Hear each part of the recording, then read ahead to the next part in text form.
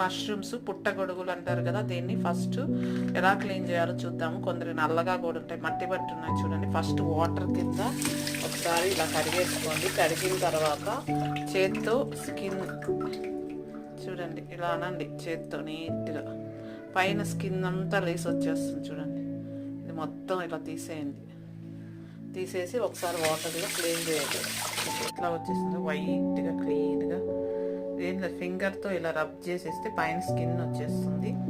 ఇప్పుడు పక్కన పెట్టుకుందాం. ఇక క్లీన్ చేసుకోవాలండి. తర్వాత 4 పార్ట్స్గా కట్ చేసుకున్నాం. చిన్నవైతే ఒక 2 పార్ట్స్ చాలు. 4 పార్ట్స్ కట్ చేసి మనము చికెన్ ఎలా చేసుకుంటామండి, ఆనియన్ టమోటా, ఒక్కొక్క ఆనియన్ టమోటా కట్ చేసుకొని దాంట్లో జింజర్ గార్లిక్ పేస్ట్, ధనియా పౌడర్, గరం మసాలా అన్నీ వేసి ఇవి వేసేసేయాలి డైరెక్ట్గా. మష్రూమ్స్ కొంచెం పక్కన బాయిల్ చేసుకోండి. బాయిల్ చేసి కొంచెం ఆ వాటర్ వంపేసేసి అప్పుడు అవి కూడా వేసి మసాలా వేసేసుకోండి. చాలా